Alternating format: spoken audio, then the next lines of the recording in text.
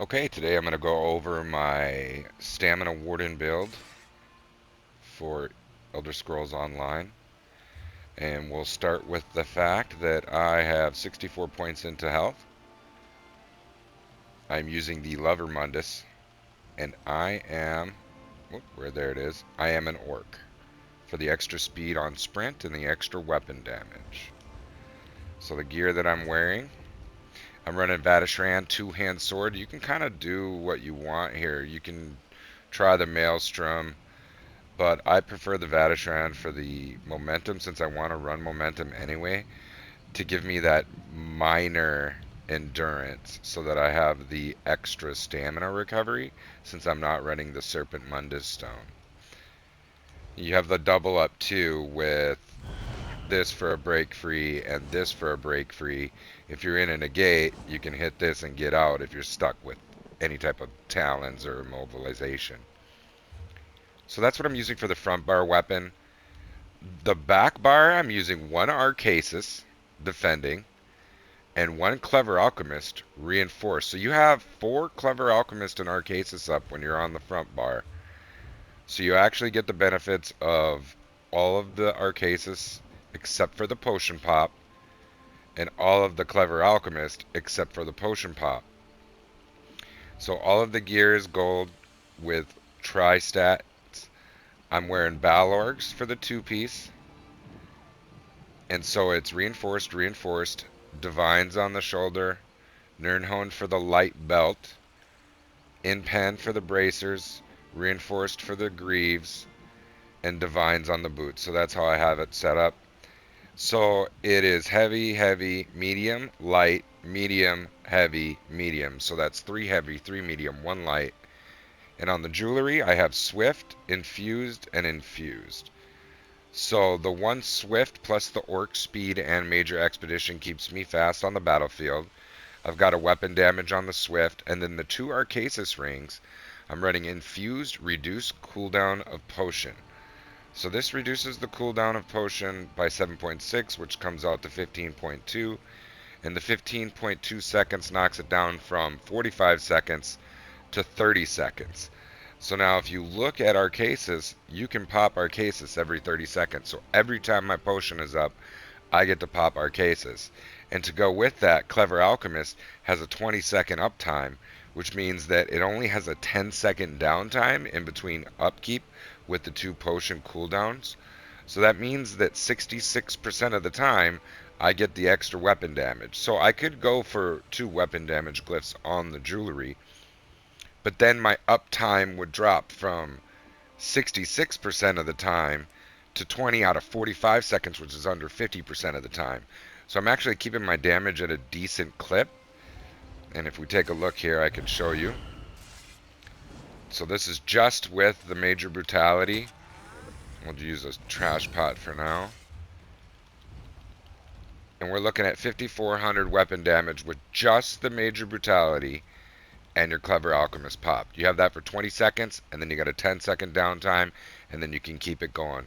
Also keeping your ulti generation going. So those are the sets that I'm wearing. So it's Clever Alchemist, Balorg, and Arcasis with a 2-hand on the front. You could go dual wield if you wanted to spin to win. Personally, I prefer the Dizzy Swing combo with Beetles, but you have that option. And I do have a weapon damage in the enchant on this weapon to help boost weapon fully. And I'll show the full weapon damage in a moment. So for the skills, we're actually using the Magic Beetles for the Major and Minor Breach. I'm using Forward Momentum. It lasts longer. It's a teeny bit cheaper. It gives me the Minor Endurance and the Major Brutality, which is just a backup because I'm actually using the Betty. I've got Wings for the Minor Berserk and the Major Expedition. Dizzy Swing. Now you can run Executioner here, but I use this in small group play, so having Reverse Slice helps to secure victories on any type of group push. But Executioner would be better if you were in a duel. Group play, I prefer the Reverse Slice because it gives you damage to everyone. It's not just the initial and then a little bit. It's 300% more damage to all enemies. And then Dawnbreaker is the front bar ultimate. You can use it. I use it sparingly. I more use the Northern Storm. But the Dawnbreaker is also there because you get the extra 3% damage for having a Fighter's Guild, it's Slayer, ability slotted. Then on the back bar, it's Sword and Board. So you have the Ice Fortress to give you your minor protection and your major resolve. Once again, you can run Enduring Vigor or Resolving Vigor, pardon me, and get a little bit of extra resistance and a better heal. I run this for group play, and someone is giving out that minor resistance buff in group play, but if you're solo, you switch the Echoing to Resolving, and you switch the Reverse Slice to Executioner, unless you are trying to pop a group, which makes this much better skill to use if you're fighting groups. Health-based Polar Wind gives you the heal, heals another player. It's based off your max health, so that's why we stack health. The Blue Betty for the magic return. So we're trying to get the magic return because we're getting the minor endurance here, and this gives us the magic. This helps keep our resources up throughout the fight.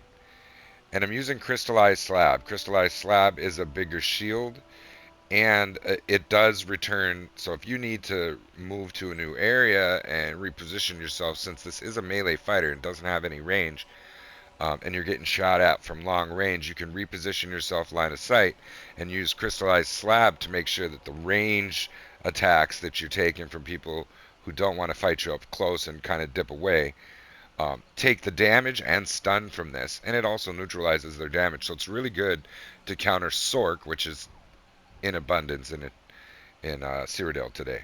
And then Northern Storm, this is our bread and butter kind of. So we're using this ultimate to push our damage up for a burst on the front bar. For the CP, the green tree, as usual, it doesn't really matter. I always use Steed's Blessing for out of combat speed, so that I'm moving when I'm trying to get from place to place. Apparently, I have Treasure Hunter on. I have Gifted Rider and Rationer. I would probably trade Treasure Hunter for Liquid Efficiency, honestly. Or if you have enough CP, the War Mount. For the blue tree, I'm using Exploiter because I'm dizzy swinging, so that's 10% additional damage after you set someone off balance. Master at Arms for all damage done, which is your Beetles, your Dizzy, your Execute. Wrathful Strikes to push my weapon damage higher. And Occult Overload because I am in a group. I'm using the Reverse Slice, so this gives me an opportunity to help secure victories in any type of group pull on the bomb. You can switch these up however you use. Focus Mending is always good. Resilience and Duelist Rebuff are also always good, but this is how I'm playing this.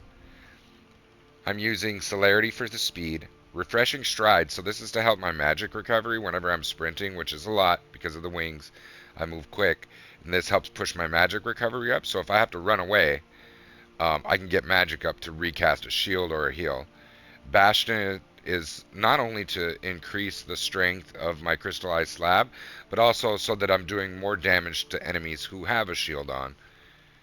And then Boundless Vitality, because you need the 1400 health, for the health-based heal. So how the damage works is we showed you before, flat damage, we look at it, it doesn't look very good, 38, 36. We get a Major Brutality, and we're looking at 45, 40. But your burst window is pretty big with Clever Alchemist, as I showed you before, without any additional buffs. You get up to the 500. This is an 8-second duration, which will increase your damage too, and with the Balorg. So when you want to do your burst, first we need to get into combat. Let's get our buffs up. Make sure we stay in combat. Alright. So we're going to stay in combat. We're going to hit our Clever Alchemist. We're going to get this buffed up real quick.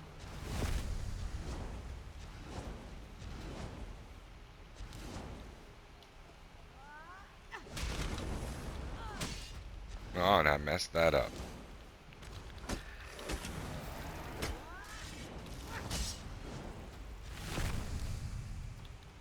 Man, it's taken me forever. Isn't that amazing? But anyway, the point is that you can get your damage. It's 47.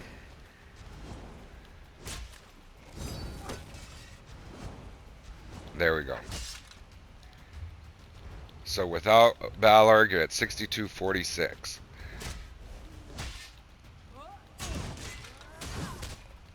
$62.46. So now we'll wait for that potion to come back up. We'll keep those stacks of this on. Keep our buffs up. Waiting for that potion to pop.